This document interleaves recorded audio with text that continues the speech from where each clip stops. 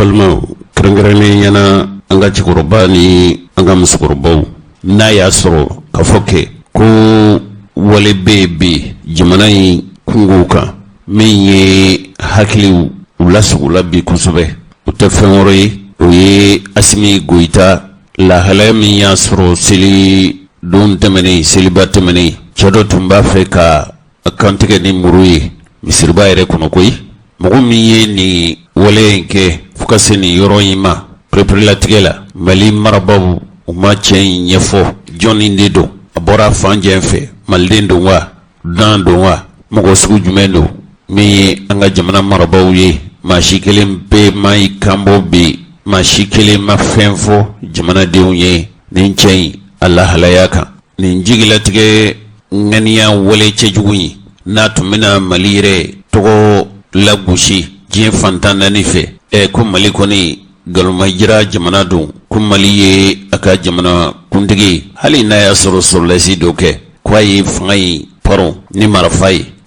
kun mali ye kokurake ga mabala umna jamana mi no tara kata jamana kundigi gushi fo fanga blona na fora kafo oye jamana kuntigi do kantige ayre jamana kuntigi ka kantige wa ma kantige yorore akera misiri konnana mautuna fo umma balauna sabu malikoni mate jamana dinunu ka nganiya ka wale udan yorodo ni jigla tige wale kuna siricha mamba de bala adoye jume yala mun kelimpe de be wala munde kera asabu duye jume miyato ni masugu ananani wale sugu ke mogodo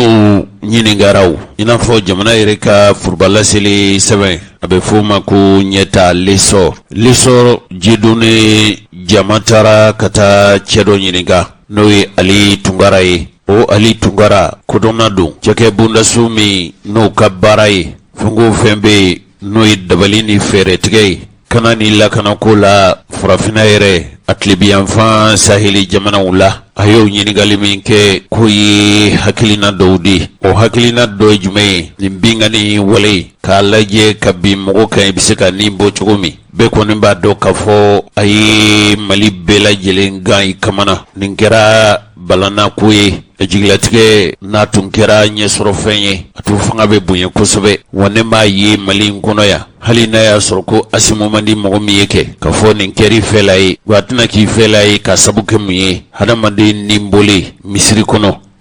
islame ukoni ba do kafo anyogona wale u de lakake ga iba soro chaman kera dine di srafe wala basila ute chenedi islame ya dine ni ya taruku laje kana Sayyidina Umar uyafa misiri kono wale nyogona ukacha kusobe unga ka ke malire ka jamana kuntigi faga misiri kono wala maldendo kata sabu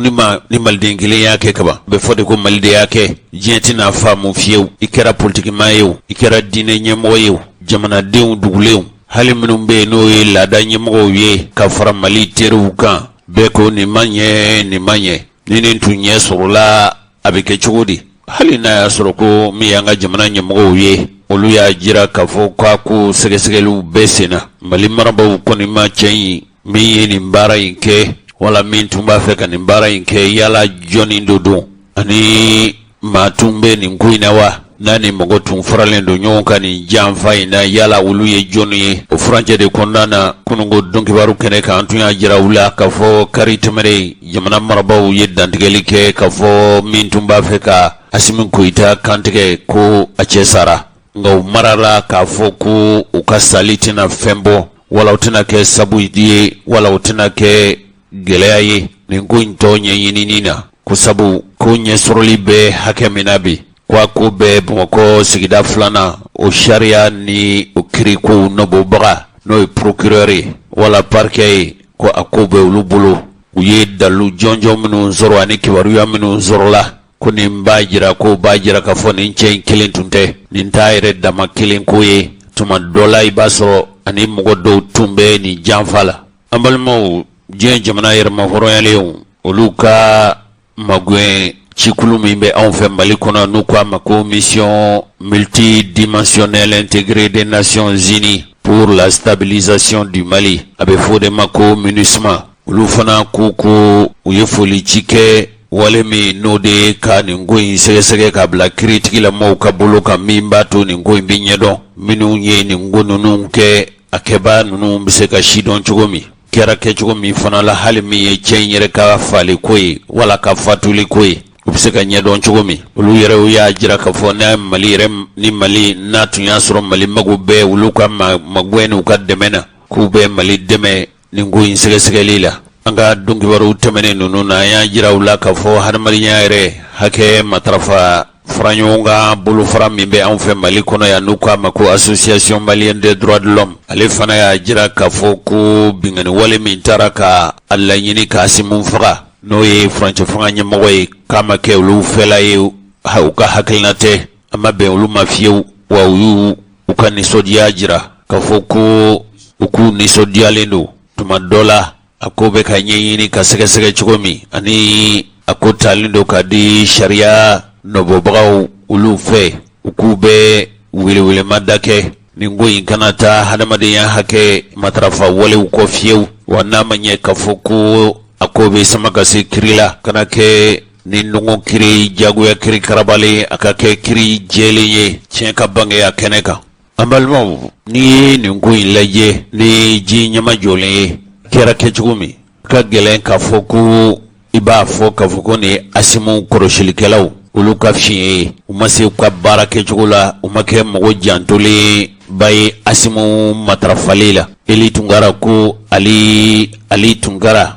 ale ya jira ka fo ni misir konna nyelaje misiri koni yoro mi ma tise ka fo ke ibi dama kana yoro kerengere misiri konna sabu kene mindo ko be dama ka kan misiri konna ka fo ko ma be koloshili fanga bunya yiwa sabu minu mita misiri kono hakili bita ku bela jelna foni nyona ko nunu mashite misiri kona jate mine yoro ye ku fitne yoro do ku balaw bise ka bo akonnana ningo insege le kala infe ako ninko tuma ni jamfa in labena yoro me wajibi de do a yoro tise ka noya koloshili tise ka noya lakana koloshili kala bulo ga yira ko fo tuma wotuma ni nyamgo kundigew ulakana baw gelea beke ubolo tuma ube mami lakana ni barala no koni idrugoso jamana tuma inafo ni seliba kene nyonaka aka gelea koloshilikela ukase kuka barake ni hakilatigay wajibi de do ube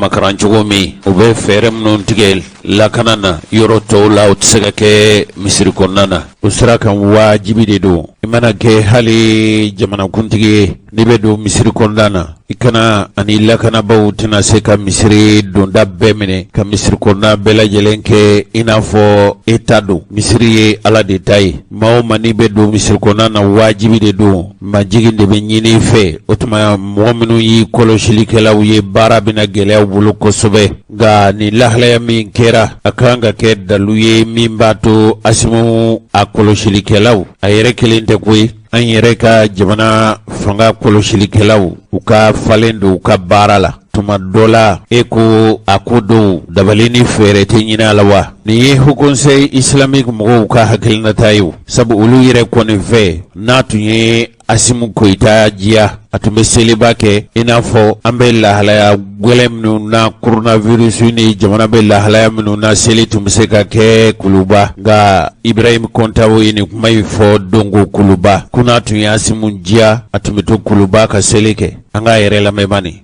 beya do etumeseke ka selike ka sokono ikele selibe kafana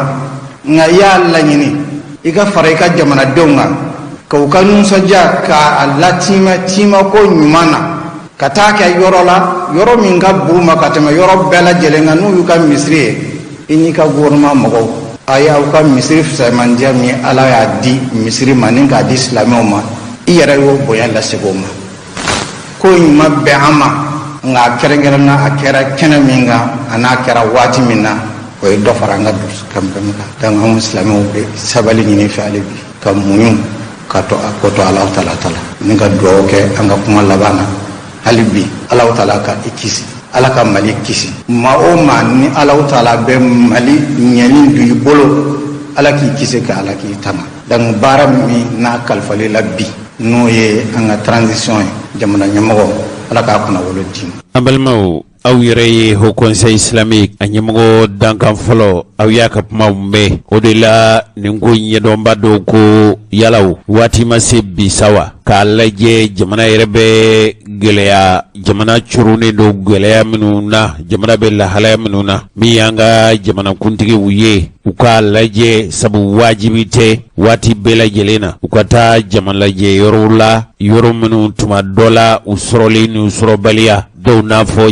yala Jose o tuma Asimu Goita tuma ka taa misiriba la wa aw ma Haut Conseil islamique mɔgɔw ka kuma mɛn ne tɛna fɛn wɛrɛ fara u kan nka ni ko in n'i ye nin lajɛ ni ji ɲama jɔlen ye nin wale min n'a taara k'Asimu sɛgɛrɛ kalan walanda wɛrɛ bɛ se ka bɔ a kɔnɔ tuma min na jamana bɛ gɛlɛyabaw la gɛlɛya minnu a ɲɛw ka misɛn a kɔnɔw ka don kɔlɔsili man kan ka kɛ bolokɔfɛ fɛn ye fiyewu an ka jamana kɔlɔsilikɛlaw fɛ kɔlɔsili man ka bila fiyewu waati bɛɛ lajɛlen na ni yɔrɔ bɛɛ lajɛlen na nin ko ɲɛdɔnbaa ye ɲɛfɔli kɛ ka fɔ an bɛ waati min na i n'a fɔ ko bi kun wɛrɛ t'a la an ka ɲɔgɔn jalaki ko i kɛrɛnkɛrɛnnenya min ye Asimu Goita kɔlɔsilikɛlaw ye ka fɔ an bɛ jalaki ta k'u sɛgɛrɛ nka yala dabali ni fɛɛrɛ jumɛn bɛ se ka tigɛ min b'a to nin ɲɔgɔnna si ninnu tɛna se ka kɛ nin ɲɔgɔnna yɔrɔ tɔ ninnu na ne ko cɛkɔrɔba ni musokɔrɔbaw n b'a dɔn k'a fɔ tuma dɔ la aw yɛrɛw bɛ ka aw yɛrɛw ɲininka aw b'a fɛ k'a ɲɛdɔn yala mun kelen pe de ye nin jɛ in bila nin baara in na dɛ a ɲɛdɔn b'a dɔn ɲininkale o ko dalu saba ɲɔgɔn bonyɔngo b'a la maa bɛ se k'i hakilina boli fɛn saba ɲɔgɔnna bonyɔngo kan fɔlɔfɔlɔ ye fɛn min ye nin cɛ in tuma dɔ la i b'a sɔrɔ dɔ de y'a ka kɛ a ka kɛlɛminɛ ye dɔ de y'a bila nin baara jugu in na min y'a bila la politiki sira don janfa politiki janfa de sira don o y'a fɔlɔ ye a filanan ye fɛn min ye o ye k'a fɔ jamana in bɛ yɔrɔ min na i ko bi jamana marabaaw n'u m'u kɔlɔsi jamanadenw jigilatigɛlen don ka se hakɛ min ma jamana bɛ ka mara cogo minnu na mɔgɔw bɛ mɔgɔw la nin y'a dalu ye dɛ a kana kɛ jamana marabaaw ɲɛna k'a fɔ u bɛ se ka ko bɛɛ kɛ u yɛrɛw ma ten n'u m'u kɔlɔsi ka ko dɔw dabila malidenw ni bɛ yɔrɔ min na i n'a fɔ ko bi u k'u yɛrɛw ni saraka o t'u bolo foyi ye mɔgɔw bɛ yen bi olu yɛrɛw kɔni jigila tigɛra fasoko la ka se hakɛ min ma n'olu ni bɛ se ka jamana kumabɔ nin kan ka cɛkɔrɔbaw ni musokɔrɔbaw n b'a dɔn k'a fɔ ne bɛ ka fɛn min fɔ aw b'a faamu hadamaden n'a jigi tigɛra ka se hakɛ dɔ ma a ti ban foyi ma yala Mali in sera o yɔrɔ la sa wa cɛkɔrɔba ni musokɔrɔbaw ne b'a aw to ye aw ka hakili jagabɔ n'o ye sabu aw bɛɛ jamana in dɔn kabili kunungo fo ka se bi ma nin karaw gɛlɛya sugu nin juguya sugu nin yɛrɛ saraka sugu ne m'a dɔn k'a fɔ malidenw u ka karo gɛlɛya sera fo ka se nin yɔrɔ in ma a laban ye fɛn min ye o de ye maa bɛ se k'i yɛrɛ ɲininka yala nin cɛ in n'a hakili bɛɛ bɛ ɲɔgɔn fɛ kori nin tɛ fatɔ ye dɛ yala fa de ma don a la wa awɔ ni fa donna la kɛ fɛn min a bɛ se ka ko ye nka hakilina min yala nin cɛ in n'a hakili bɛɛ bɛ ɲɔgɔn fɛ wa kori nin ye mɔgɔ kɛnɛman ye ne kɔni hakili la k'a fɔ hali jamana yɛrɛ ka foroba laseli sɛbɛn ɲɛ t'ale sɔrɔ olu ye maa min ɲininka o fana ye nin hakilina ninnu saba de jira dɔw ko a kuma fɔli ko yala Asimu kantigɛli maa dɔ fɛ ko yala ne b'o fɔ ni dalu jumɛn ye ko yala o tɛ kuma gɛlɛn ye wa anw ye laselikɛlaw de ye wa an bɛ maa minnu ka laseli kɛ u ye an ka cɛkɔrɔba ni musokɔrɔbaw de ye maa bi maa kɛlɛ i b'a kɛlɛ cogo caya tuma dɔ la i ka laɲini ye min ye o bɛ i ka kɛlɛ de a sugu dantigɛ n'a fɔra sisan ko janfa sugu ka ca nka janfa min don nin cɛ in ŋaniya min tun b'a la o ye ka fɔ seliba don tɛmɛnen i n'a fɔ an ka don kibaru kɛnɛ kan n'o ye kunungo an y'a jiraw la ka fɔ tuma min na Asimu Goita a tun bɛ misiriba kɔnɔ a tun bɛ ka sali i n'a fɔ jamanaden tɔw nka komi furancɛ fanga in a kalifalen don ale de la a don kufɔlen n'o bɛna tarata don ma a tarata donya in n'o bɛna juillet kalo tile 20 ma o de tun ye sali ye n'o ye seliba ye o sɔgɔmada fɛ Asimu Goita n'ale ye furancɛ fanga ɲɛmɔgɔ ye a tun taara seli misiriba la komi laada dɔw n tun y'a fɔ aw ye kunungo cogo min a ma daminɛ ale la jamanakuntigi ma sigi Mali in kɔnɔ yan fo k'a sɔrɔ selibaw fɛ a bɛ taa seli Bamakɔ misiriba la o kɔni ye laada ye o laada timɛ dɔ de senfɛ n'o kɛra tarata tɛmɛnen cɛ dɔ muru de tun b'a bolo. Cɛ in a ja min n'o yira la ni bɛɛ y'o ye cɛkɔrɔba ni musokɔrɔbaw a bɛ se ka kɛ mɔgɔ yɛrɛ bɛ aw la minnu y'a ye u denw ka telefɔni kɔnɔ. Cɛ in kɔni saritɔ de bɔra a y'i pan de koyi nka a ye bɔra fan min fɛ o ye Asimi yɛrɛ a kinifɛnya bolo fanfɛ a kɛra kinifɛnya bolo de fanfɛ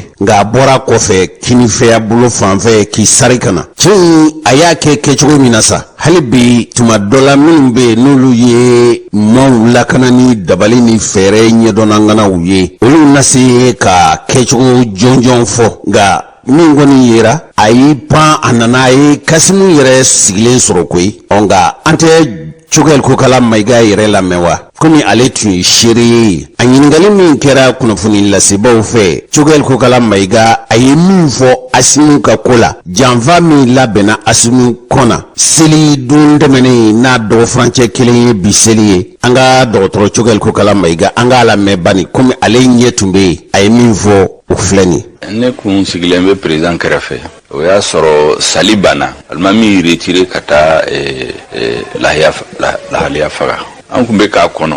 diplomate yɛrɛ bɔra mɔgɔw kun sigilen bɛ dɔrɔn ka wuli ka bɔ donc au moment d'inattention fitinin cɛ dɔ profitera ka bin président kan ala barika la a ma se ka tiɲɛni kɛ président yɛrɛ a b'a dɔn soldats don donc ale yɛrɛ ka réaction cɛ in nana a ɲɛ tugu o de la o ɲɛtugu in de la président y'a bolo ta ka bloquer bras gauche o y'a sɔrɔ muru b'a bolo o de ye président blessé sur le doigt n'o tɛ foyi m'a sɔrɔ ala barika la président yɛrɛ y'a fɔ ko ye fɛn fitinin ye c'est un fait divers ale y'a banaliser mais o b'o kɛ parce que ale ye soldat de ye puis ale ye jamana ɲɛmaa ye mais ne ye gouvernement ɲɛmaa ye président ye kuma min fɔ o ye kuma ɲuman de parce que a ye maliyɛnw a ye welewele kan bila maliyɛnw ka ɲɔgɔn minɛ u ka n'u perturber ka diinɛ maliyɛnw silamɛw bɛɛ fo o le y'a ka président o ye jamana ɲɛmaa a ka kuma de ye nin mais o kɔfɛ ne yɛrɛ ye kuma min fɔ médiaw la nko min kɛra tigitigi an gouvernement an kan ka fɔ maliyɛnw k'a dɔn pour que kana kibaruya mɛn média wɛrɛ la minnu bɛ bɔ kɛnɛma ou bien réseau dɔrɔn de kan donc kuma fɛn min kɛra jɔnjɔn o de filɛ nin a nana moment d'inattention in dɔ nana profiter la ka bin président kan ala barika la a ma se ka sira sɔrɔ maintenant n bɛ min fɔ maliyɛnw ye min kɛra bi o b'a yira bɛɛ ala ye min latigɛ bɛɛ o de bɛ laban n'o tɛ cɛ min nana a ma na ni ŋaniya ɲuman ye muru min b'a bolo a binna président ka cogo min na bɛɛ b'a dɔn ko ŋaniya jugu don sisan enquête bɛ sen na ni min bɔra la fana maliyɛnw bɛna dɔn an tɛ foyi dɔn o maliyɛnw la ka mun fɔ maliyɛn ka welewele kan bila maliyɛnw min kɛra bi o b'a yira ko n'ale ye min latigɛ o de bɛ laban an ka jamana an bɛ welewele kan bila maliyɛnw bɛ an k'an tɛgɛ di ɲɔgɔn ma an ka ɲɔgɔn minɛ mɔgɔ si kana farafara hali min kɛra bi o bɛ se ka kɛ sababu ye an ka farafara ka ɲɔgɔn tɔɔrɔ ka ɲɔgɔn nini ka ɲɔgɔn buruja an ka n'o kɛ an ka au contraire an k'an tɛgɛ di ɲɔgɔn ma k'a dɔn ko maliyɛnw ye jamana kelen malidenw ye kelen o t'a bali enquête ka continuer qu'on reste vigilant parce que transition in peut-être mɔgɔ dɔ bɛ a man di ye o parce que transition bɛna yɛlɛma don jamana marali la u b'a fɔ ko mali kura n'i b'a fɛ ka fondation kura sigi peut-être a tɛ diya bɛɛ ye mais o bɛɛ la an kan ka maliyɛnw bɛɛ la convaincu hali minnu dalen tɛ transition la an k'u la convaincu an ka fara ɲɔgɔn kan ka bɔ da kelen fɛ ka don da kelen fɛ n'a y'o kɛ o bɛna fanga di an ka jamana ma pour que ni transition in bɛ ban don min na ka mali danbe mali hɔrɔnya mali tilenya ka kɛ jamana tilen n'a souveraineté i y'a faamu k'u bɛɛ lasegin a ma donc o kana perturber peu o événement min ka o événement fitini de président y'a fɔ mais on doit rester extrêmement vigilant an kan ka leçon tirer fana pour que transition in a kana jɛngɛ cogoya si la a kana bɔ sira kan a bɛ sira ɲuman min kan bɛɛ kan ka duwawu kɛ bɛɛ kan ka tɛgɛ di ɲɔgɔn ma jamana ka se ka taa ɲɛ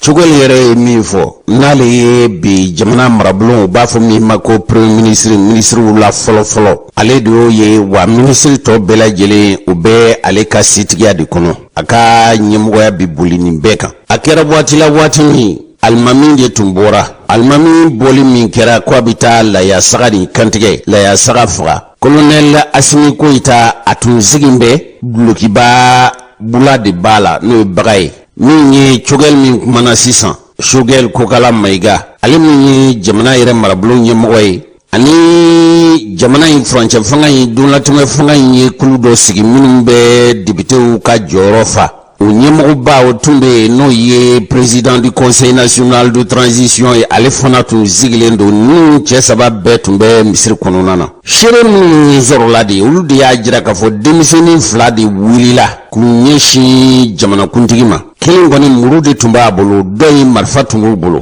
muru tun bɛ min bolo dɔw ko k'a tun b'a fɛ ka muru kɛ ka Asimu sɔgɔ tɔw b'a fɔ fɛn min ma ko poignardé nka a yɛrɛ ye cogɛli hami ko foyi tɛ ko n'i ye jamakuntigi ye e m'a kɛ ɲɛmaa ye i ka ɲɛmaya ye tuma dɔ la a tɛna bɛn bɛɛ ma nin ko nin ye nin wale in kɛ ale ma da la fiyewu k'a fɔ nin ye jamako ye nin ye jama ka janfa ye nin kɔni ye ko kɛlen de ye ko minnu bɛ kɛ senfɛ ten Asimu yɛrɛ ye nin kuma in fɔ nka mɔgɔ minnu bɛ yen n'olu ye misiriba lamini kin denmisɛnw ye olu yɛrɛw o ɲininkali min kɛra a kɛra u ka bɔ de ye sa wa a kɛra maa wɛrɛ de ka laɲini ye sa wa olu kɔni bɔra an ye kibaruyaw sɔrɔ ka bɔ olu yɔrɔ bɔlɔlɔ sanfɛ o denmisɛn n'u ye Bagadaji ani Ɲarela denmisɛnw ye olu ye min fɔ nin ko in na tuma dɔ la k'a kɛra u yɛrɛ fana ɲɛna cɛkɔrɔba ni musokɔrɔbaw an tɛ o kuma ninnu lamɛn wa jango an na se ka faamuya sɔrɔ faamuya min bɛna dɔ fara an ka kununko laseli kibaruyaw kan bisimila Basila Abdulayi Kanta fɛn bɛɛ tun bɛ kɛ ni su tun bɛ bɔ a la anw de tun bɛ su dɔrɔn donc Asimu fana a nana silamɛya ka bonya de jira a la n'o ye seliba kɛnɛ ye n'o tɛ faamaw kamana ka na misiri in na ka na seli kɛ yan kabi corona ko min daminɛna mais malgré tout ça a b'a dɔn olu fɛ yen mɔgɔw kɛlen bɛ k'o misiriw bila o kama a y'a laɲini ka na anw ka sigi gala fɛti da an bolo silamɛya yɛrɛ bolo a ka silamɛya da kɛnɛ kan bɛɛ k'a dɔn mɔgɔ suguya min don donc ni ko y'o sɔrɔ ko bɛna o sɔrɔ o kɔnɔna la vraiment n'o kɛra anw y'an sigi k'a kɛ i n'a fɔ foyi ma kɛ an t'o bɔyɔrɔ sɔrɔ an t'o bɔyɔrɔ sɔrɔ an t'o dayɔrɔ sɔrɔ donc a ye min da anw yɛrɛ kan a m'o da Asimu ani a nɔfɛ mɔgɔw yɛrɛ kan bon anw ye mun de ye sisan n'i ye nin natɔ ye jamana kɔnɔ a bɛ ko dɔ de ko fɔ sabu Ala k'an kisi laɲini tun ye min ye n'a tun kɛra sisan b'an sɔrɔ kɛnɛ wɛrɛ kan min tɛ nin maa si tun tɛ yen k'a fɔ k'a tun bɛ diya ye jamana in maa si tun tɛ yen tuguni ko jamana tɛ jigin dingɛ wɛrɛ kɔnɔ bon donc n'a ye o de bɛna kɛ sisan foyi t'anw fɛ sisan ka maliyɛn bɛɛ wele diɲɛ fan o fan an ka jɛ an ka ninnu soutenir transition an ka soutenir cogoya bɛɛ la an k'u dɛmɛ u ni bilatɔ filala nin ye n'an y'an sigi nin ko ninnu dɔrɔn an tɛ bɔ a la dɛ don o don mɔgɔ kura bɛ na ko n bɛ kɛ tan don o don kura ni min nana ka ban n'a ma ɲɛ nin kɔni confirmé don sisan pour constitutionnel u y'a confirmé k'ale de kɛ président ye jamanatigi ye an bɛɛ ka kan k'a bonya bonya kɔfɛ fɛnɛ an ka kan ka tugu a kɔ k'a dɛmɛ tiɲɛ kan an ka segin o kan dɛ tiɲɛ kan k'a fɔ an b'a dɛmɛ président dɔ tɛ dɛ an bɛ ɲɔgɔn bilasira tiɲɛ fɛnɛ kan sabu a y'a fɔ cogo min na commune in tɛ commune fitinin ye commune na fɔlɔ don commune na kumaba don donc ko in a base de k'anw ye mɔgɔ mɔgɔ bolo sisan ko Asimu ye de ta ye u b'a bila u kunna anw ye Asimu minɛ bɛɛ la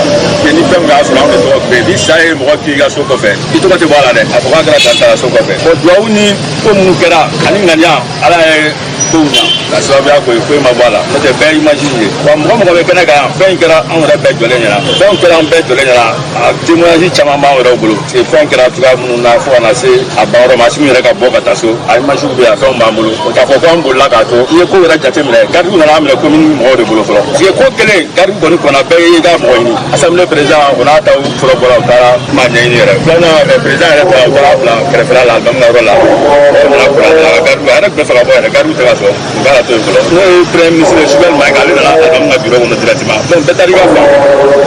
mais a scène bɛɛ kɛra an ɲɛna anw ma boli o fɛn yɛrɛ a bɛ population de bolo mɔgɔw bɛ ka chasse fɔlɔ a kun an yɛrɛ tɔn dɔw bɛ yen k'u sɛgɛn k'a tan a image bɛ yen bon ni fɛn dɔ bɛ an bɛɛ tun b'an yɛrɛ ɲini de mais n'a tun bɛ fɛn min bɛ k'an si minɛ o tun bɛ k'an fɔlɔ de la o tun bɛ a bɛɛ tun b'an bolo a image bɛɛ b'an bolo donc kulonkɛ la an y'a fɔ cogo min na an farala kan sini jamana jɔli la tiɲɛ kan an tɛ mɔgɔ ka mɔgɔ de an ye bɛɛ ka mɔgɔ de mais ni mɔgɔ min kɔni kɛra ko kɔlɔlɔ de bɛna i sɔrɔ jamana nɔfɛ se b'an ye ka fɛn fɛn kɛ an b'a kɛ donc an b'a fɔ ɲɛna vraiment ko in ma caman fɔra a la bɛɛ y'i ta fɔ a la mais a kɛra minnu yɛrɛ ɲɛ kan n ma deli ka interview foyi k'a ko la parce que ni ko ma ban n'i bɔra ka kuma i bɛ malo caman ye fɛn fɛn fɔ a caman kɛra ko dɔ ye voilà donc preuve mun b'an bolo a kun ka d'an ye an ka se k'a bɛɛ fɔ nka an bɛ kɛnɛ mun kan an bɛ fɛ ka dakuruya damadɔ de fɔ aw ye kɔfɛ n'an lafiyara komi faamaw bɛ baara la procureur yɛrɛ bɛ kɛnɛ kan yan commissaire aw bɛɛ b'a mɔgɔw bɛ yan an bɛ se ka don fɛn dɔw la bilen an bɛ s'u ma ni fɛn dɔw ye k'an ka taa sira minnu fɛ a bɛ taa hakɛ min bɛna kɔ dɔ fara kan basabla ni kɛra masakɛ ko ye mɔgɔ t'a dɔn alimamu ko bɛna walima a bɛ se ka kɛ mɔgɔ ko ye an t'o filɛ o tuma an bɛ troisième position an b'u fo ka segin u fo parce que olu b'an ka commune kɔlɔsi fɛn bɛɛ la u b'an ka commune kɔlɔsi fɛn bɛɛ la u ka mɔgɔ min yɛrɛ bɛ na u ka délégué filɛ a jɔlen filɛ Kuyate a cɛsirilen bɛ baara in bɛɛ la hali an jɔlen filɛ ma a n'a ka groupe bɛ ka an ka kɔlɔsi wa an bɛ dugawu kɛ ala ka hɛrɛ k'an ye ala ka barika don an n'u la an ka misiri ala k'a kɛ hɔrɔma misiri ye bato min bɛ kɛ nin kɔnɔ ani bato min bɛ kɛ alikaba kɔnɔ a bɛɛ ye bato kɛ o kɛcogo kelen ye k'a ɲini diinɛmɔgɔw fɛnɛ fɛ mɔgɔ si ka n'i sigi a fɔ ko n bɛ nin bolo la n bɛ nin masabu la masabu ko tɛ nin ye ala ko de ye ni maa min y'a minɛ ko masabu ko o ye yɛrɛ kungo ye dɛ mais nin ye ala ko de nin tɛ kɛ misiri si kɔnɔ mali yɛrɛ kɔnɔ yan ko anw bɔra a kalama anw commune mɔgɔw bɔra a kalama wala an man ka dimi yira wa surtout a kɛra anw sen kan nin ye dugulen misiri de ye wa nin ye dugulen quartier de ye commune bɛɛ lajɛlen ba de ye nin ye nin ye commune fɛn o fɛn ye k'a bɔra ka taa i b'a sɔrɔ a mɔgɔ bɛɛ bɔra tila bɛɛ bɔra yan o kuma b'a ɲɛna aw ta la fɛ halisa an ka bolo don misiri kɔnɔ an k'an cɛsiri an ka segin k'an cɛsiri k'a dɔn ka fɔ misiri ala y'a kalifa anw minnu la bi alikiyama min ɲininka la dɛ walahi alikiyama min ɲininka misiri kungo la ni fɛn o fɛn kɛra misiri kɔnɔ k'a fɔ anw de bɛ an ma se k'an bolo don a la alikiyama min ɲininka la wa ka tila ka kuma laban kɛ mun ye Asimu ta an y'a kɔrɔlen bi an y'a kɔrɔlen sini Asimu yɛrɛ kelen tɛ masakɛ o masakɛ n'a nana yan an tɛ fɛ dankari masakɛ si la an fɛ yan hali an ka jamanatigi minnu bɛ an fɛ yan désormais an b'u bɛɛ garder très fort mɔgɔ si ka dankari kana se u ma u ka don misiri kɔnɔ lafiya la u ka bɔ misiri kɔnɔ lafiya la ni mɔgɔ b'i ka politique baara kɛ a kɛ misiri kɔfɛ an t'i jɛn'a kana baara si kɛ an kan k'a fɔ ko tɔgɔ tiɲɛ ni malo ko s'a ma an bɛɛ de fa kelen ba kelen an fɔ n'i y'an ka buruju gosi la i b'a sɔrɔ Asimu ni ɲɔgɔn sɔrɔ fala u bɛ ɲɔgɔn sɔrɔ palasa u bɛ ɲɔgɔn sɔrɔ terimuso u bɛ ɲɔgɔn sɔrɔ sigiɲɔgɔn la o tuma an bɛ se ka sɔrɔ cogo di pour que ka kɛ jamana in na sanga ni waati bɛɛ mɔgɔ kura sanga ni waati bɛɛ hakilina kura a bɛ mun de ɲɛ a tɛ fɛn ɲɛ si ye o tuma an b'a ɲini Alahu Taala fɛ ala k'an dɛmɛ ka jamana in dɛmɛbaga ala k'u dɛmɛ. An balimaw ninnu tun ye ɲarela ani bagadaji k'i minnu bɛ yen n'olu kɛn bɛ ka Bamakɔ misiriba lamini o denmisɛnw olu y'u kanbɔ an y'o kibaruya de lase aw ma nka ka kɔn bi sɔgɔmada in na kibaruyaw laseli ɲɛ minnu bɛ yen n'olu yɛrɛ ye olu mansaw ye Bamakɔ tutigɛbaw ani diinɛ kabilaba minnu n'u bɛ Bamakɔ yan n'olu kɔnna kabila bɛɛ ɲɛ Turew ni Daravew ani Ɲarew olu taara fo ka taa Kuluba an tun y'a fɔ aw ye kunungo u selen waati min u y'u nakun lase u ye min fɔ o filɛ nin ye. An na nin lajɛ i t'o dɔn an y'a ye fɛn t'i la diyara n ye bonyana ma n b'i barika da fɛn min ni a tɛmɛna ala kana ɲɔgɔn wɛrɛ yira n na fiyewu jamana in ala ka kɔrɔtan a kɔrɔtabaga ala k'u kɔrɔtan fɛn fɛn b'a ɲini ka jamana in tiɲɛ ala k'an ye an n'o bɔ ɲɔgɔn kan. Mali ma miliyɔn 20 Alahu Taala y'u kalifa e de ma bi ni se kɛra e yɛrɛ ma Maliyɛnw b'a lajɛ k'a fɔ se kɛra u bɛɛ lajɛlen ma silamɛw b'a lajɛ kɛrɛnkɛrɛn la lagosi sera olu ma parce que a kɛra olu ka don kɛrɛnkɛrɛn la a kɛra olu ka kɛnɛ kɛrɛnkɛrɛn la a kɛra u ka bonya kɔnɔ a kɛra u ka karama kɔnɔ ko in ma bɛn an ma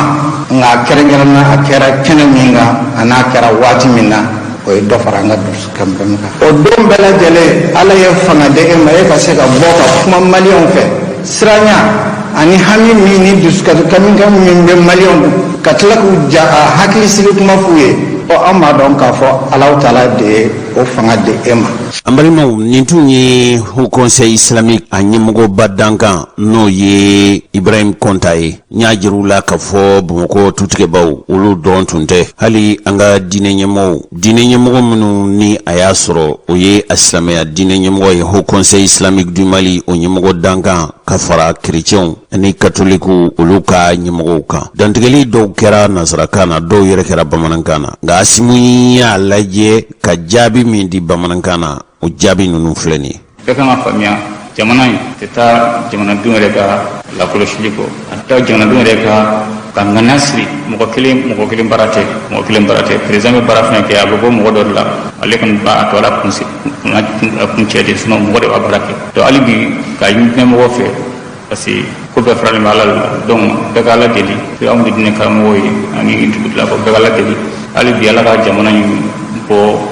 sababujugu kɔnɔna na ka jamana in kisi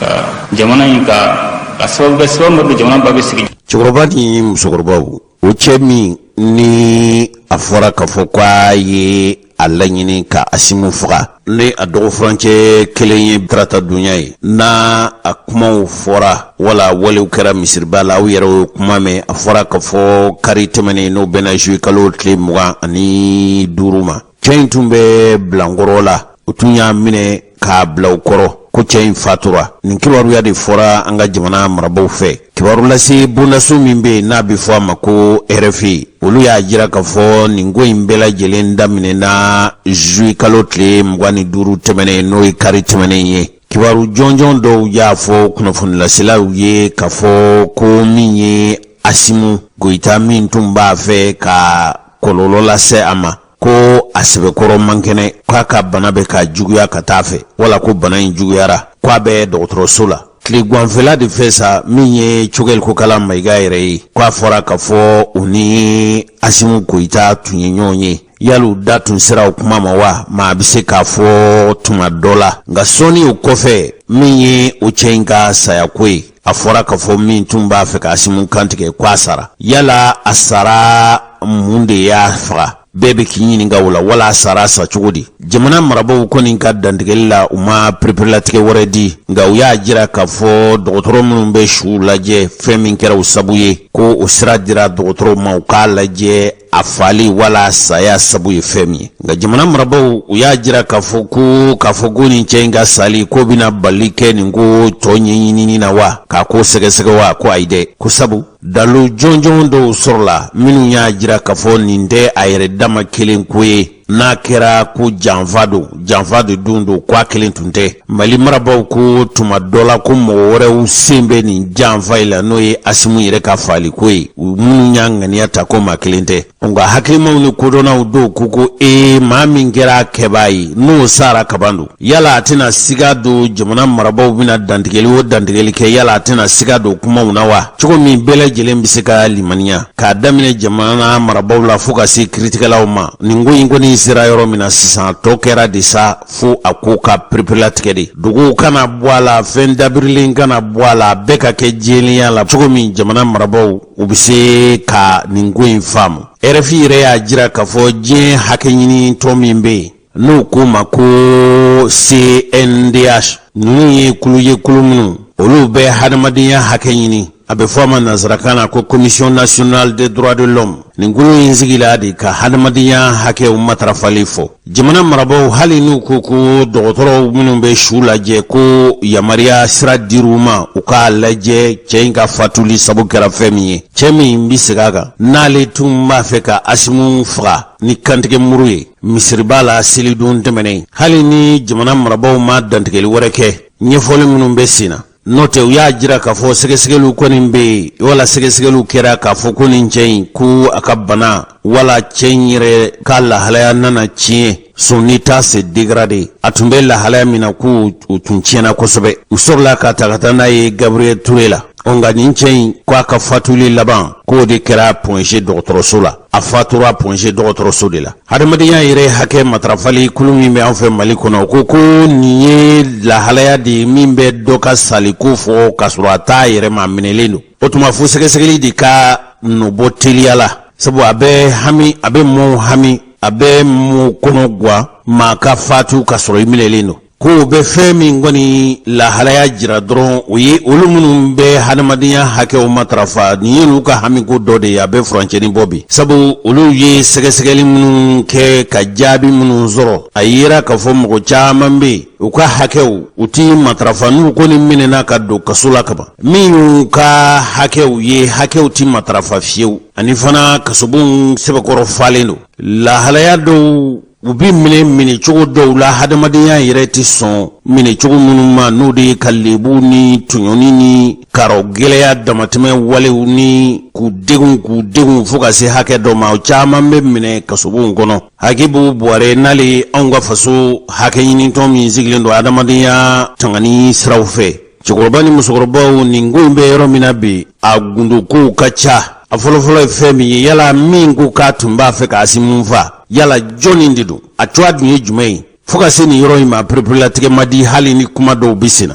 a tun minɛlen don ka taa bila yɔrɔ jumɛn ye o ma lakodɔn dɔw kɔni y'a jira k'a fɔ k'u y'a minɛ de ka taa n'a ye sécurité d'état la cɛkɔrɔba ni musokɔrɔbaw sécurité d'état ye yɔrɔ min cakɛkulu dɔ sigilen don faso fɛ ko ka jamana fanga tanga k'a kisi tiɲɛnikɛlaw ka mantɔrɔ ma ni olu kɔni y'i minɛ hali min ye kiiritigɛbaw ye minnu bɛ yen n'olu ye somɔgɔw ye maa si t'i lahalaya dɔn dɔgɔkun tɛmɛnen kunnafoni jɔnjɔn dɔw tun ye fɛn fɔ k'a jira k'a fɔ ko cɛ min n'a tun b'a fɛ k'a si mun fa k'a fɔ ko b'a fɔ mɔgɔ minnu ma ko terroriste k'olu sen tɛ nin ko la dɛ. Ni dun ye maa minɛ ka kɛ bilankɔrɔ ye a ka bilankɔrɔli k'a sɛgɛsɛgɛ o man ka tɛmɛ tile 3 kan. Ni tile 3 kɔni banna ni dalu jɔnjɔn ma sɔrɔ a tigi bɛ bila n'a dun yera k'a fɔ dalu jɔnjɔn don i n'a fɔ nin n'a ɲɔgɔnna ko a tun bɛ bila kiritigi la maaw ka bolo kan. Nka fo ka se nin yɔrɔ in ma min ye sariyatigi ni kiri nɔbɔbaw ni kiritigɛlaw ye olu ma dantigɛli wɛrɛ kɛ. Jamana marabaaw kɔni y'a jira kari tɛmɛnen fo ka se tɛnɛ ma ko sɛgɛsɛgɛliw bɛɛ senna. Ko kibaru fɔlɔfɔlɔ dɔw sɔrɔla ko nin cɛ in ma nin k'a yɛrɛ ma ten ko ye nin t'a yɛrɛ dama kelen ko ye tuma dɔ la ani maa wɛrɛ bɛ nin ko in senfɛ. O de fɔra ka bɔ Faransikaw yɛrɛ ka kunnafoni labɛnni ani kunnafoni cɛrin bondasu min bɛ yen n'a bɛ fɔ a ma ko RFI. An balimaw an y'a jira u la k'a fɔ a bɛ waatinin bɔ bi k'a fɔ mɔgɔw k'u kɔlɔsi u denw na o den suɲɛ ninnu a bɛ Bamakɔ yan fo n'a ma mɔgɔ min ka se fo n'a ma se mɔgɔ min ka bunda la kɛ Bamakɔ yan dɔrɔn tɛ. A ye aw janto aw denw la sabu nin cɛ in kununko tarata ne yɛrɛ welela k'a fɔ ko Torokɔrɔbugu ko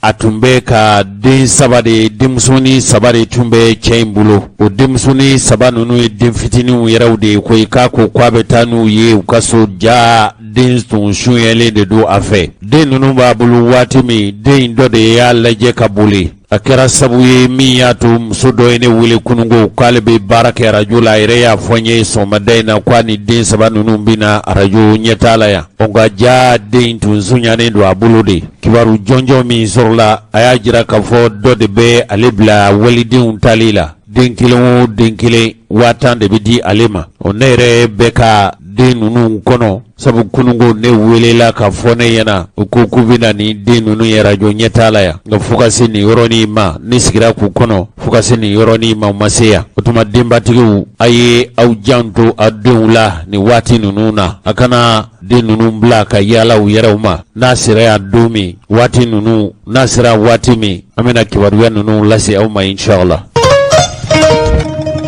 An balimaw furancɛ fanga bulon marabulon ɲɛmɔgɔ n'o ye premier ministre ye Choguel Kokala Mayiga ale kan ka kan ɲininka a kan ka kan ɲininka juma nata dabali ani fɛɛrɛ minnu b'a bolo wala cikan minnu bɛ n'o cikanw dira a ma dolatɛmɛ fanga ɲɛmɔgɔ fɛ n'o ye Asimi Goyita ye. Jamanaden caman bɛ minnu sigin bɛ ka u kow kɔnɔ o furancɛ de kɔnɔ furancɛ dɔgɔkun tɛmɛnen politiki ɲɛmɔgɔ dɔw ani politiki kulu dɔw olu y'u fɛla fɔ furancɛ fanga in kan ka laboli cogo minnu na o mɔgɔw la politiki cogoba mɔgɔw i n'a fɔ Sumailu Bube Mayiga ale ka tɔn ye Asma ye. Bukari Tereta o ye RPM ye n'o ye Ibrahim Boubacar Keita tɔgɔlatɔn ye. Cimugu Sangare ale Adema PSG o ɲɛmɔgɔ ye. Husseini Amion Gindo o ye Kodem ye. Jamana marabolo ɲɛmɔgɔ kɔrɔ Musa Mara ale ye yɛlɛma ye hali ni yɛlɛma kuntigiya t'a bolo. Politiki tɔn dɔw fana olu ka tɔn bolofaraw tun bɛ yen u ka tɔn lasigidenw tun bɛ yen. O politiki tɔn ninnu u ka lajɛ in kɔfɛ u ye dantigɛli kɛ a kɛra ntɛnɛn tɛmɛnen dunanjiginso min n'u k'a ma ko l'hôtel de l'amitié. Nin ɲɛmɔgɔ ninnu u y'a jira k'a fɔ ŋaniya bɛ yen n'u kan ka ta min b'a to jamana in a bɛ segin a maracogo ɲuman na min b'a to cɛfɔ ni kanbɛn ni basigi ani kana u bɛ se ka segin Mali kɔnɔ cogo min. Olu y'a jira k'a fɔ fanga min n'u kan ka sigi tuma min na furancɛ fanga in olu tilala u ka baara la ko baara kologiri fanba kan ka ta k'a di o politiki o fanga ɲɛmɔgɔ in de ma o fanga bondaso ninnu de ma. Nka u y'a jira k'a fɔ furancɛ fanga in waati min bolo dar'u ye u k'u wasa don o waati la ka wote ninnu n'o ye jamana présidentsigi ani député bulonsigi n'a fɔra k'a fɔ u kan ka kɛ février kalo tile 27 san 2000 ani san 22 u k'u b'a ɲini furancɛ fanga ɲɛmɔgɔw fɛ u k'u ka layidu lakuraya k'a fɔ ko furancɛ min dir'u ma baara ninnu na u bɛ se ka baara ninnu u b'a waleya cogo min wa ku kambo ka dogodali prepela tigelendi min b'a to fanga in bɛ se ka fori waati ninnu na. U y'a jira fana k'a fɔ dabali ni fɛɛrɛ minnu kan ka tigɛ min b'a to u bɛ se ka nɔ bɔ cogo min. Min ye jamana marabolo ɲɛmɔgɔ kɔrɔ ye Musa Mara, ale yɛrɛ ye dantigɛli kɛ. A ko nin ye waati kɛrɛnkɛrɛnnenw de ye, waati minnu a kuntala man ka janya. Furancɛ fanga kuntala janyani u tɛ maa si ka nafa ye. Ko ni nin ko in tora senna nin cogo in na ta, a bɛ se ka kɛ furukufuruku sabu ye politiki ani jamana ni kana sabatilibaliyaw sira fɛ. Sumeli Bube Mayiga ale kɔni kangarida kɛ ko ni nin ko in n'a ma fori cogo ɲuman na, Mali bɛɛ keleku min sira fɛ nin tɛ maa si ka laɲini ye. U ka tɔnsigi a kɛlen don waati la waati min politiki tɔnw minnu ye politiki tɔn cogobabagaw ye, olu yɛrɛw tɛ kan kelen fɔ, u tɛ kuntilina kelen kan. Kɛrɛnkɛrɛnneyala min ye an bɛ waati min na i n'a fɔ ko bi Cogɛli Kokala Mayiga ko ale ka baara kɛcogow la min bɛna kɛ wutew labɛnba ye, k'o bɛna kɛ cakɛ bolofarakulu kelen de, a bɛ fɔ min ma ko organe unique, ka kɛ wute ko u ɲɛnabɔlen n'u labɛnni. O baaraw kɛbagaw ka caya k'u ko bɔ a la, k'u ka kulu kelen bunda kelen labɛn min bɛna wute kow labɛn. Laseli in kɛlen ka jamana ka foroba laseli sɛbɛn n'o ye ɲɛtaali sɔrɔ, y'a jira k'a fɔ min ye asama ɲɛmɔgɔ ye n'o ye Sumeli Bube Mayiga ye. Fɛn o fɛn bɛ yen n'o bɛ tali kɛ furancɛ fanga baara ninnu ma, u k'u wasa don baara minnu n'u delila ka kɛ juin kalo tɛmɛnen wute labɛn ko kan n'o kɛra ministre de l'administration territoriale fɛ. Sumeli Bube Mayiga ye hakilijigin kɛ k'a fɔ baara ninnu minnu kɛra u senfɛ bɛn kɛra kan k'a fɔ ko kulu ka labɛn, kulu min n'u bɛna kɛ wutew labɛn ni kulu kelen ye, n'a tɛ mɔgɔ si ka mara kɔnɔ ni wute n'o ye jamanakuntigi sigi ni wasaden sigi, olu de bɛna o baara kɛ. Komi baro in a sigira politiki tɔn ɲɛmɔgɔw de fɛ, tuma dɔ la baara in fanba kɛra bamanankan na. Musa Mara b'an bolo kɔrɔ, ale bɛna ɲɛfɔli k'an ye komi ale de kɛra u ka dantigɛlikɛla ye. An t'a yɛrɛ lamɛn. An bɛ an lamɛnbaga bɛɛ fo. An ye laseli min kɛ parti 40 ɲɔgɔnna farala ɲɔgɔn kan, dɔw b'u kelen na, dɔw fana faralen don ɲɔgɔn kan gurupuw la. O laseli a kɛra ka da hakilina kelen de kan, o ye a ka di anw ye. Camancɛ fanga min bɛ sen na n'o ye transition ye, a kun ka cɛ hɛrɛ kan, a ka kɛ transition nafama ye. Wa transition ɲafama anw ka faamuyali la o ye transition min bɛ ban a ban tuma la. An bɛɛ b'a dɔn a daminɛ la jamana kɔnɔdenw farala ɲɔgɔn kan, concertation ne yɛrɛ tun b'a kɛnɛ kan k'a fɔ ko transition ye a ka kɛ kalo 18. O kɔfɛ gouvernement sigira, gouvernement ye baara kɛ k'a fɔ ko ni kalo 18 n'o bɛ labato fo kalata ka kɛ président kalata ni député kalata février kalo tile 27 san 2022 2022. O baara bɛɛ bolodalen don o sira de kan. An y'a ye transition ɲɛmaaw a bɛ fɔ da kɔni na ko an bɛ wagati min bilala sen kan an b'a bato. An y'a mɛn président da, an y'a mɛn premier ministre da, an y'a mɛn ɲɛmaaw da. Min bɛ fɔ da la a ka bila sen kan o ye anw ka laɲini ye. Kɛlɛ tɛ, wɔyɔ tɛ. Nka bilali sen kan a baara fɔlɔfɔlɔ ye min ye, a bɛ fɔ min na tubabukan na ko chronogramme. N'o ye ɲɛbilali baara fɛn kan ka kɛ, a kan ka kɛ tuma min na o tuma ka fɛnfɛnciya pour que kalata ka bɛn a sen ma don min boloda la a ka k'o don. Min kan ka kɛ mois d'août kɔnɔ, min kan ka kɛ septembre kɔnɔ, min kan ka kɛ octobre kɔnɔ, min kan ka kɛ novembre kɔnɔ, min kan ka kɛ décembre kɔnɔ, min kan ka kɛ san wɛrɛ janvier kɔnɔ, fo kalata dati ka se ka sabati. O baara bɛɛ ka fɛnfɛnciya ka kɛ gafe kɔnɔ n'a bɛ fɔ min ma ko chronogramme. Wa kalo o kalo fɛnɛ min bɛ kɛ dɔgɔkun fɔlɔ la, min bɛ kɛ dɔgɔkun filanan la, min bɛ kɛ dɔgɔkun sabanan na, an ka nin bɛɛ fɛnfɛnciya. An ka sɔrɔ k'an bolo di ɲɔgɔn ma, k'a jɛ, k'a tɔbɔtɔ, k'a baaraw bila sen kan, k'a jate minɛ, k'a latilen, k'a ladilan ɲɔgɔn bolo. Minnu bɛ gouvernement na, minnu tɛ gouvernement na, minnu bɛ CNT la, minnu tɛ CNT la, an bɛɛ fasodenw de, an bɛɛ fasoden faralen ɲɔgɔn kan kuluw de kɔnɔ, politiki kulu ani société civile kulu, an bɛɛ k'an bolo di ɲɔgɔn ma k'a baara kɛ. Anw ye laseli kɛ ka danni ni hakilina de, k'a ɲini jamana ɲɛmaaw fɛ. Halisa bolo di ɲɔgɔn ma an ka sabati, an ka nin baara ninnu kɛ. Transition kun ka cɛ hɛrɛ la. A ka dɔn fɛnɛ baara dɔw bɛ boloda transition kɔnɔ, o tɔ bɛ ɲɛnabɔ transition kɔfɛ. Ni ma fili premier ministre Cogɛli Mayiga ale n'a ka M5 RFP mɔgɔw olu yɛrɛ y'o sɛbɛn gafe la k'o fɔ ɲɛmaaw ye tuma min na olu tun tɛ ɲɛmaaya la. An ka baara kɛ n'o hakilina ye. a kɛra cogo cogo fanga min mena na kalata kɔfɛ a y'a kɔnɔna mɔgɔw diya a mu diya o f'u ka baara kɛ ni transition hakili ye ka maaw fara ɲɔgɔn kan maa o maa bɛ jamana in dɔn bi n'i ma maaw fara ɲɔgɔn kan i tɛ se ka baara ɲuman kɛ ka jamana bɔ dingɛ kɔnɔ donc n'an y'o dɔn an ka jamana in lajɛ a kana kɛ yɛrɛ ka intérêt ɲinini ye tuma bɛɛ fo ka jamana gɛlɛya las'a ma an ka an mabɔw la kunu laseli a kɛra ni hakilinaw de a tɛ maa contre la kɛlɛ tɛ wɔyɔ tɛ jamana in a ɲana a bɛ ɲa anw bɛɛ de ala k'an kisi a tiɲɛna a kɔlɔlɔ bɛ se an bɛɛ de ma an ka jɛ an ka dilan ɲɔgɔn fɛ anw ka faamuyali la bi an bɛɛ mago b'o de la aw bɛɛ ni ce an bɛ lamɛnbaga bɛɛ fo jamana ala ka basigi ala ka bɛn sabati a kɔnɔ ala ka san wɛrɛ yira an bɛɛ kɛnɛ na ala k'an ka seliw caya ala k'an minankow bɛɛ nɔgɔya aw ni ce.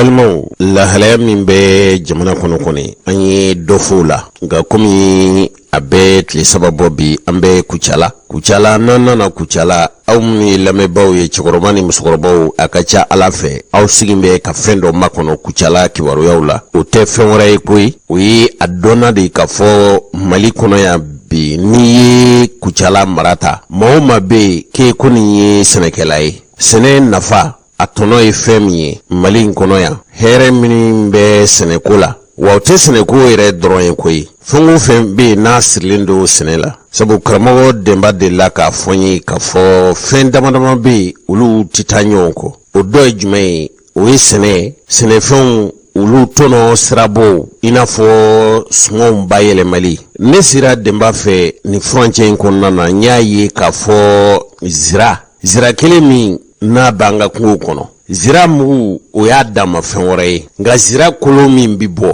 o kolo min n'a bi fili dɛ o zira kolo in o tulu bɛ denba fɛ yen ne nana sɔrɔ a bɛ zira tulu bɔ ne ko denba nin ye mun ye a ko zira tulu ne ko zira tulu ko zira tulu ne ko ne ma min faamu kucala ye cikɛyɔrɔ ye kɔɔri tun bi ci kɛ anw fɛ yan kucala jomow n'a fɔ jose yɛrɛ kɛra kucalaka ye wa ne kɔni kɛra kucalaka ye ka sabu kɛ denba de ye sabu ne k'a dɔn k'a fɔ kucala ye yɔrɔ min tuma dɔ la n'i y'a ni bamakɔ filɛ bamakɔ kɔni ye yɔrɔ ye bi yɔrɔ min an bɛ se k'a fɔ an ka jamana faaba don politiki kolatigɛlaw asimu ko min y'a sɔrɔ a kɛra bamakɔ jamanakuntigiw bɛ sigi bamakɔ tuma dɔ la yɛrɛ hali an bɛ baara kɛ ni minɛn minnu ye n'o ye usines n'a ɲɔgɔnnaw ye o bɛɛ kucala usines caman fana bɛ bamakɔ nka n ye denba ka baro la waati dɔ a ko an bɛ don min i n'a fɔ ko bi hali an bɛ usine ko kuma minnu fɔ n'a y'a sɔrɔ k'a fɔ bamakɔ ye usine faso ye mali kɔnɔ kucala bɛ tuma dɔ la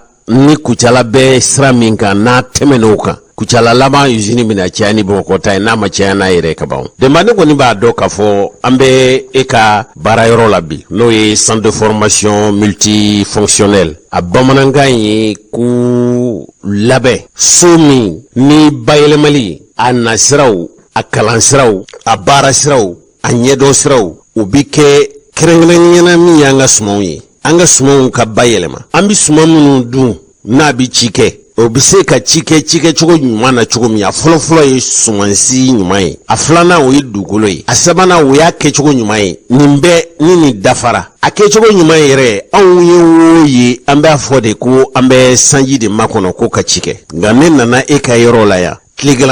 tilema deren fɛ kaba kɛnɛ bɛ yan tiga kɛnɛ bɛ yan fɛn o fɛn bɛ yen n'a bi kɛ nana a bɛɛ bi sɔrɔ e ka centre in kɔnɔ yan a filanan fana ye fɛn min ye wa a yiri minnu a suman minnu n'u bi ci kɛ yan n y'a ye k'a fɔ nɔgɔ minnu bɛ kɛ suman ninnu kɔrɔ nɔgɔ ninnu ye an ka jamana yɛrɛ nɔgɔ ye o ye an ka ɲamantonw an bi dabɔ minnu lamɔ a kɛra sɛ ye o a kɛra misi ye o a kɛra ba ye o n'a ɲɔgɔnna bagan minnu b'an bolo olu mana bo kɛ o bo de bi bayɛlɛma ka jiri furaw ni fɛnw k'a la k'o yɛlɛma k'o kɛ nɔgɔ ye o de bɛ kɛ jiri ninnu kɔrɔ an tɛna politiki ko kuma fɔ ani sabu aw ye maa minnu ye jamana politiki kɔni a mana kɛ cogo o cogo n da tɛ politiki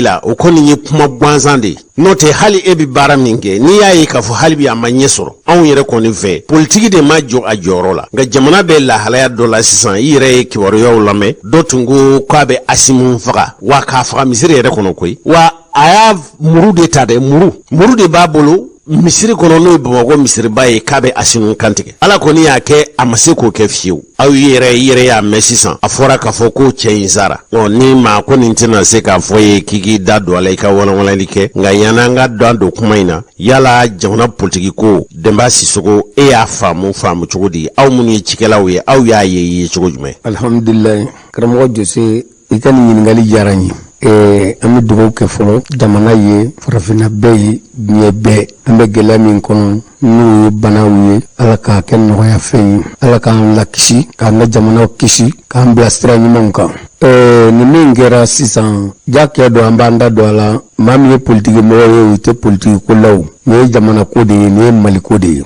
Bi Ala k'an kisi ni kun sera ka kɛ cɛ in wulila min kama n'a kɛra an ka jamana segira kɔ de donc fɛn min b'an segi kɔ Ala k'an kisi o ma. An bɛ fanga dɔ la fanga min n'an bɛ fɛ ka élection de labɛn n'a fɔra furanjɛ fanga o furanjɛ fanga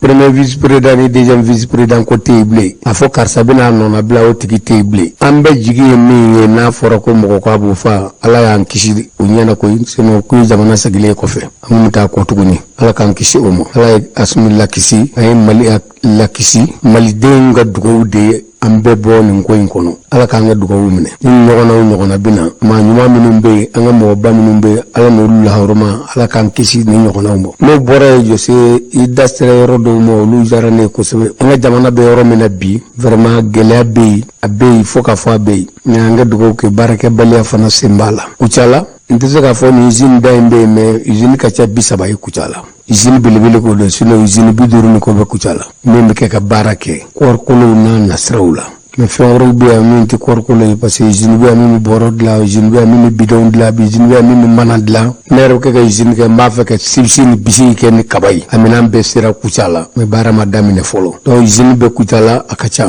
baara caman bɛ Kucala min bɛ kɛ ni sɛbɛ ye o de ye Kucala diya an ye o de ye Kucala kɛ an faso ye parce que Kucala bɛ baara kɛ Kucala ka bɛ baara fɛ bi ne ka centre an bɛ se ka kuma ka dɔɔnin de fɔ o dɔɔnin ye mun ye n'a fɔra an ka denmisɛnw to yen u yɛrɛ mɔ ni bɛɛ to a gɛnfɛn bolo dɔ ta b'a minɛ dɛ k'a dun yɛrɛ koyi donc an kana denmisɛnw to u yɛrɛ bolo an k'u bilasira ne delila k'a fɔ ni jeunes ye 1000 téléphone 20 téléphone 15 téléphone o bɛ denmisɛnw bolo kamalenw bolo moto b'u bolo u bɛ taa sigi ka gɛrɛn sigi ka te sigi ko baara tɛ yen min sigilen don a t'a ɲɛ dɔn dɛ n'a b'a dɔn baara b'a bolo baara belebele yɛrɛ de b'a bolo o de ye baarakɛminɛn yɛrɛ y'a bolo i b'a dɔn ne ye mɔgɔ ye min ko lemurukumuni ju kelen an bɛ yɔrɔ min na bi bɛɛ ka ɲininkali kɛ lemuru bɛ joli sɔrɔ lemuruba bɛ joli sɔrɔ lemurukumuni bɛ joli sɔrɔ lemurukumuni ju kelen a bɛ 20,000 feere a la kalo kelen ne y'a ye n ɲɛna o bɛ Mali kɔnɔ yan ju kelen maa min bɛ kɛ 20,000 téléphone san ou bien an ka kɛ 1000 téléphone ye moto bɛ e bolo aw cɛ 4 cɛ 5 bɛ taa sigi ka mɔgɔ 20 fara ɲɔgɔn kan ka t'i sigi et puis a ko a ma baara sɔrɔ donc a tigi t'a dɔn an ka minnu gɛnfɛn to ɲɔgɔn na an k'u bɔ u bolo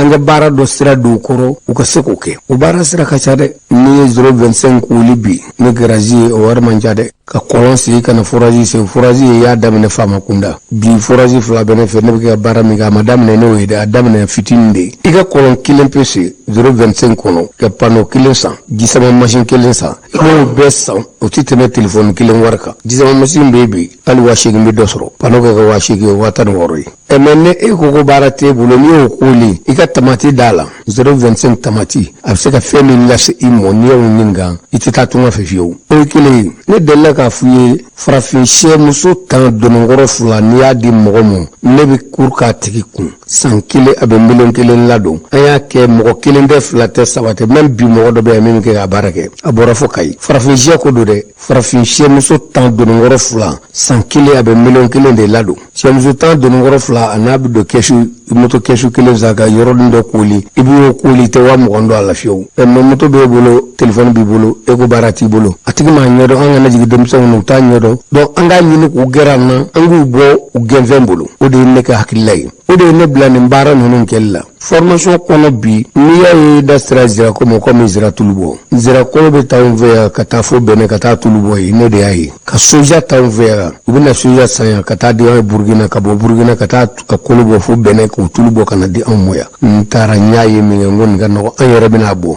ne bɛ tulu bɔ ni min ye o ma dilan yɔrɔ wɛrɛ dɛ u dilanla bolo la yan an yɛrɛ ka soudeur de y'u dilan machine min b'a pressé bi ne bɛ kɛ ka tulu bɔ n'a ye a dilanla yan Kucala yan bola barakɛla minnu bɛ yan n'olu y'a photo ye dɔrɔn u y'a ɲɔgɔn dilan an bɛ tulu presse ni o de ye bi usine tɛ fiyewu mais n'a fɔra zira kolo cili ye ko gɛlɛn ye da a ɲɛdɔnbaliya don a tɛ kelen ji bolo la bilen koyi machine bɛɛ b'a dɔn u b'a dɛrɛ k'a ci a kolo bɔ a n'anw ka tulu bɔ a la o bɛɛ ye kelen a kolo bɔli de ka gɛlɛn n'a kɔni kolo bɔra bɛ tulu sɔrɔ o zira tulu bɛ min ɲɛ minnu b'a ɲɛdɔn olu ye fɛn caman fɔ a la dɛ k'a fɔ a bɛ fɛn caman ɲɛ bɛnɛ tulu bɛɛ ten soja tulu bɛɛ ten aw bɛ soja nɔnɔ bɔ n'i ye nɔnɔ ta bi nɔnɔ mugu ni jamana o jamana bɛ nɔnɔ bɔ a bɛɛ b'a kɛ ni soja de ye n bɛ se k'a fɔ soja nɔnɔ ka ca ni nɔnɔ tɔw ye mais n bɛ se k'a fɔ soja tulu ka ca kaba tulu ka ca tulu minnu b'a yɛrɛ fɔ yan ko don dɛ 5 litres bidon kolilen bɛɛ k'a lajɛ n'i y'u ta i k'a kalan i b'a sɔrɔ ni soja tɛ kaba tɛ bɛnɛ don u saba dɔ de don sinon minnu bɛ kɔɔrikolo ka tugu o man ca mais a tɛ komi kɔɔrikolo tulu man ɲi dɛ kɔɔrikolo bɛ arafine de n'i ye kɔɔrikolo tulu bɔ i kan ka fɛn k'a la min b'a to a bɛ kɛ dunfɛn ye k'a fɛgɛya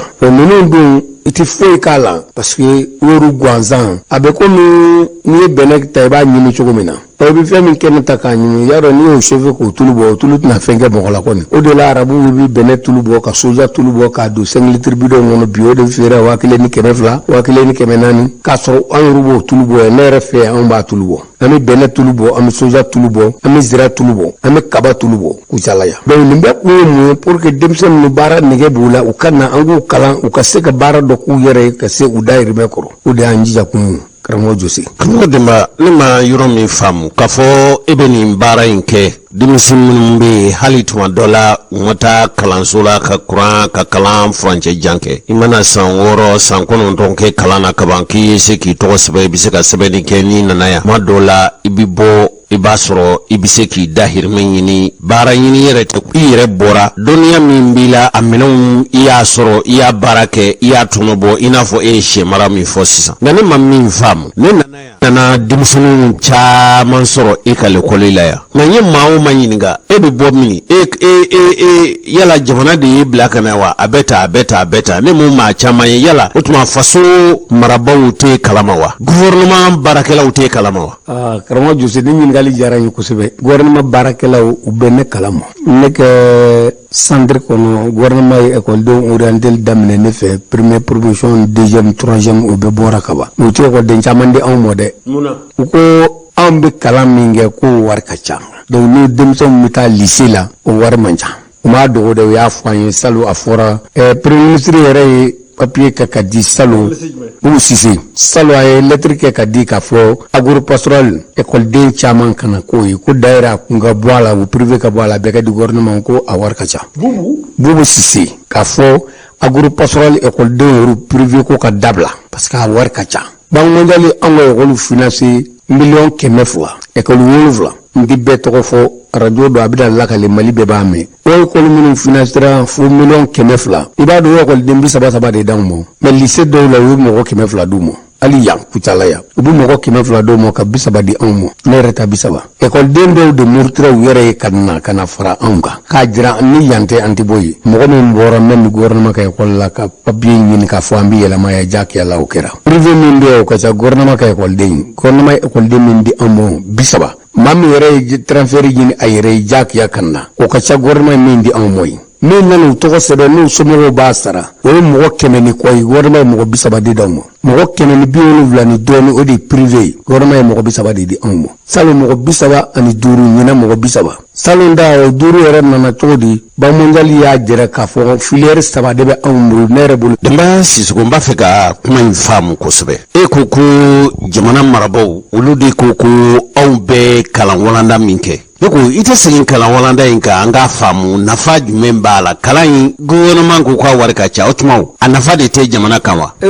alhamdulillah a barika Ala ye ni ɲininkali diyara n ye dɛ an bɛ kalan walanda min kan a nafa bɛ jamana kan jamana bɛɛ lajɛlen jamana minnu y'anw dan u y'an dan ni sɛnɛ de bi e ka lajɛli kɛ i bɛ hali sini n'i taara i bɛ malo étranger sɔrɔ magasin kɔnɔ yan dugukolo de b'anw fɛ yan an tɛ se ka sɛnɛ ka ban kungokolo de b'anw fɛ yan an tɛ se k'an ka dugukolo sɛnɛ ka ban mais n'a fɔra sɛnɛkɛfɛn bɛ dɛsɛ anw na fo anw kɛrɛfɛ jamanaw ka dumunifɛn dɔw donni ka na an k'an ka bɛɛ sɔn bi Mali kan ka sɛnɛkɛfɛn bɛɛ sɔrɔ a yɛrɛ ye ka jamana wɛrɛw de sɔn mais chinois ka malo bɛ n'anw fɛ yan américain ka malo bɛ n'anw fɛ yan Maroc pomme de terre de bɛ n'anw fɛ yan Maroc lemuru bɛ n'anw fɛ yan o kalan bɛ sɔrɔ kalanda minnu na dɛ olu de bɛ anw da in kɔnɔ n'i ko bayɛlɛmani ka fɛn bayɛlɛma bi ma fuye an izini ni min ka ba yelema ka ke bisigi ni sibsi ni ko ka ba yelema ni ka kalama onda ngono sene ba kono baga mara ba kono ni nafa be jamana kan mais akilla o nafa de demza min me la envoyer utita ka fo ko fo ngata fonction publique yimi de be barake u yere abe sa yere koro mami kalanke naut lala abisa yere koro ani mi kalanke ni tara lycée la fu kata université ke kalanjang ke pour que ka seke bem seke ka cadre ni fenêtre maki ani so jora na be ka cadre fenêtre tala atibode o donc anda u ko de war ka chang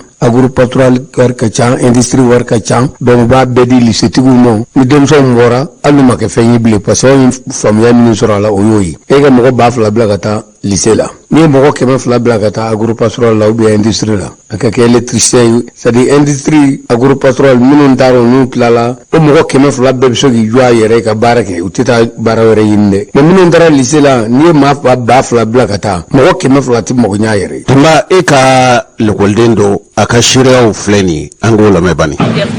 ma orienté bon ne décourager l'antola du kono mi tobilike o Ousmane Cissé de nana wawelo ko ozo anana sigilen sura ko sigili mandi ne sigilen sokono ko mandai ko courage bena ko centre be fena donasu kabe transformation ni fon kan électricité ne ko amangume électricité fe o la nana inga papier mine atalaji ala ke atalana dro yenta ala bonya ke ala ke ni formateur ni na bena aye akone je aye wanya nye soro ajala nye fene pi mbara soro fene jala sigite mogo sonka ni musoyati mogo chen cheyate mogo chen imana ni courage bila dro boy kata doke de kay mogo la centre ko ni be de mekama chela la ya ki aya nga formation kama gele fo yala anya ken ni sonjae anya ken bere embe mogo ka difana juke metanga patron de me sanchola ambe unibara bu bulu dro be wele metu de me ambake parce que ambe yele fo soja on sa fait quoi ubi lajo bi yele lo fo kum so surtout farkolo bene na ngabu ba fo kum mini ke chogodi ba fo courage dusu dorone do quoi ni dusu bi le saka pembeke ni mo orienté on fait ni moyen ti parent ni iti saka ta kala moreke ni sangli nya so ma fo ke ntonton nana akotinye kata atalani centre de formation multifonctionnel la tunaso ansele ni anya fungena o ma bla kasumaya o ko kanti segno fe ko gata kon tonton mata ko men yera ka toy o ya am la classe kono information ge fota se formation banma sans fla sans sawa fota so mo o dafale on commence la mi nta bara ro kata do faranga bara fanga kan nsele ko sebe nyere bara be ro dale sans killing sans fla sans demande mo ko fe nyere commence la mi mo former et am ko bi fana mo ko tan anduru be molo ni formé na jamanta an musumanduru o jamanta musumanduru la musumani kele an jamanani o ne ara bulu ntola baraka yorola métier abse la fin de so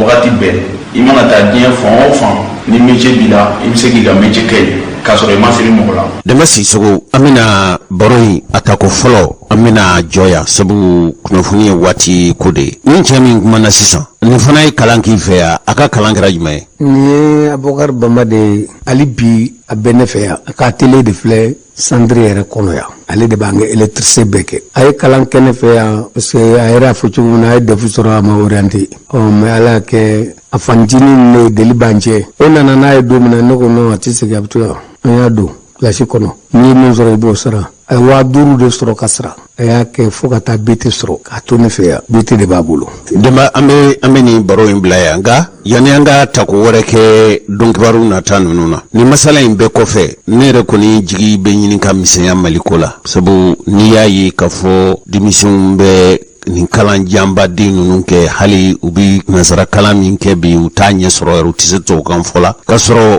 uti bara ere soro koi uti bara soro uti bara ke bumoko fambe wala tew di maso kono gwanendo kondi diplôme soro atlala kalana kama bara soro ire koti kuchala dunye chike rode beba doka fo kuchala ya dugulo beya kuchala ya jiman dia dugukolo la ni dukolonsi doni ndoro ibise jima nga dimsu chamambea ne yalala kuna singu ne tumika furo konna na ne yaye ka fo musu bini ka chani chawi kaye ka fo musu bita chikef ube traktoru buli musu yerebe seneke musow bɛ baganw mara bagan kan ka ladon cogo min ne musow ye u bɛ ka baganw ladon ni musow ye jɛgɛ bɛ ji la n ye fɛn caman ye yan k'a ye k'a fɔ ko nin bɛɛ kɔfɛ anw b'a la jamana in kɔnɔ baara tɛ e ɲɔgɔnna bɛɛ dugu in kɔnɔ yan Mali kɔnɔ yan Mali faamaw yɛrɛ mago tɛ e la denmansaw dɔw t'a dɔn k'a fɔ nin yɛrɛ kan ka kɛ an b'a fɛ ka baro in bila yan bita in ni Ala sɔnna ma don kibaru nata ninnu na an bɛ se ka fɛn wɛrɛ fɔ nka e b'a fɛ ka mun fɔ mɔgɔw ye ne yɛrɛ b'a la koyi tiɲɛ yɛrɛ la ka nin ko ye k'a ye k'a fɔ bi Mali dɛsɛ bɛ hali malo m'anw labɔ e ka foro kɔnɔ ye malo bɛ ci kɛ dugukolo jalan kan ne ye je ye e ka foro kɔnɔ o je samiyaw sera yɔrɔ jumɛn ye je yanni sɔɔni cɛ n y'o de fɔ kunun sini ko don kibaru la ka jira k'a fɔ o je ninnu yɛrɛ bɛ ɲini ka tigɛ ka tɔ feere ala n'a y'a sɔrɔ ko hali an denmuso ninnu nin foro b'u bolo nin jɛgɛmɔ yɔrɔ b'u bolo Mali Bamakɔ bɛɛ kɛ ten Sikaso ka kɛ ten Kayi ka kɛ ten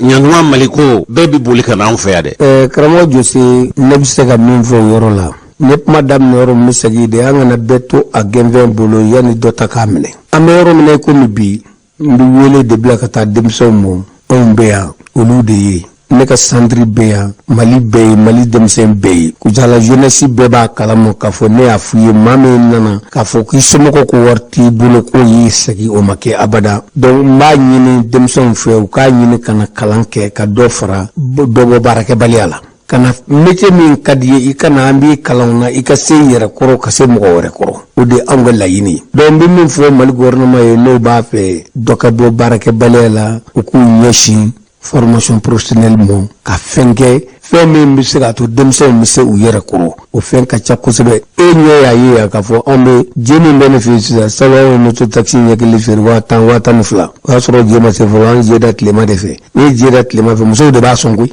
cɛ m'a sɔn dɛ k'a da tilema fɛ n'a y'a dan dɔrɔn musow de bɛ ji k'a kan samiyɛ donda bɛ se dɔrɔn an bɛ se ka yɔrɔ laburu kɛ sisan o de je setɔ filɛ nin an bɛ se ka je den kelen feere 400, 500, 600 je den kelen hali bi an ko baara tɛ yen o baara bɛ sɔrɔ cogo di ka tɛmɛ nin kan ji bɛ anw fɛ dugukolo la a sirin tɛ foraji la fiyewu yɔrɔw bɛ Kucala yan Kucalakaw tulo b'a la yɔrɔ bɛ yan i bɛ kɔlɔn sen mɛtiri 4 i bɛ ji sɔrɔ nakɔ sɛnɛ yɔrɔw la nakɔ bɛ yɔrɔ minnu na mɛtiri 4 ka ji sɔrɔ ne yɛrɛ ka kɔlɔn min bɛ n ka foro kɔnɔ min bɛ ji la kosɛbɛ mɛtiri 8 de don pɔnpu 2 de b'a kɔnɔ min bɛ se ka bɛɛ bɛ tile ka ji bɔ ne ka château k'a sanfɛ 2 heures u bɛ château fa donc an b'a fɔ ko gɛlɛya bɛ yen mais ɲɛdɔnbaliya fana b'a la de donc ne bɛ den wele bila denmisɛnw ma ani denmansaw ma maa o maa b'a fɛ ka i den k'a kɛ kalan kɛ nana ye an bɛ yan Mali de kama an bɛ yan jamanadenw de kama an bɛ bita in jɔ yan ni min b'a fɛ k'i lasɔrɔ ka masala in tɔ lase i fɛ i b'i sɔrɔ cogo di bon ne bɛ sɔrɔ cogo min na o ka nɔgɔn ne ka numéro ye 76 57 08 57 54 76 08 57 54 i ni ce wa Kulubali i jitala